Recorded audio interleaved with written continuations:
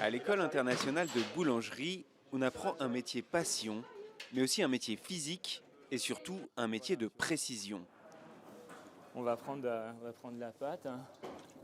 On va regarder sa texture, tu vois, là elle se déchire, hein. Quand je fais ça, elle se déchire, donc ça veut dire qu'il manque du pétris.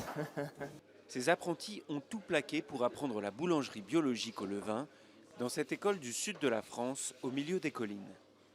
Il y a un process, hein, qui est assez, qu'il faut respecter. Et puis après, quand tu maîtrises bien le process, en fait, c'est vraiment, faut y aller aussi. Il y a tes sensations. Voilà, quoi. C'est un métier artisanal, quoi, là. Jusqu'à récemment, Yuko faisait à Tokyo un travail administratif qui l'ennuyait à mourir. Ici, elle espère enfin réaliser son rêve. Je veux ouvrir une boulangerie près du terrain agricole familial. L'atmosphère y sera sympathique, les gens pourraient boire un café, manger un bout de pain en discutant tranquillement.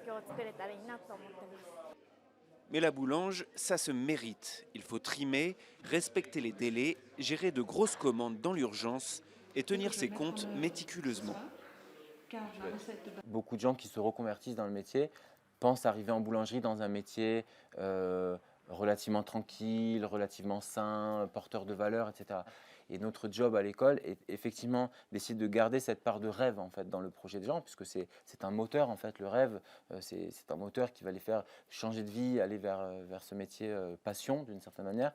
Et en même temps, on a un devoir aussi de former les gens, de les informer sur la réalité du métier. Les étudiants sont sélectionnés selon la pertinence de leur projet professionnel. Pascal, lui, a prévu d'ouvrir sa boulangerie à Boston. Adieu le monde de la finance et ses 200 000 € par an. Quand j'ai les mains dans la farine, je suis heureux. J'ai hâte de partager mes produits avec les clients et de voir ce qui leur plaît moins et d'avoir cette relation un peu très personnelle avec le consommateur d'un produit que j'aurais fait moi-même. Cette formation coûte cher, environ 12 000 € pour 3 mois. Mais en plus de 10 ans d'existence, l'école revendique un bilan flatteur. 80% des anciens ont monté leur entreprise et aucune d'entre elles n'a fermé.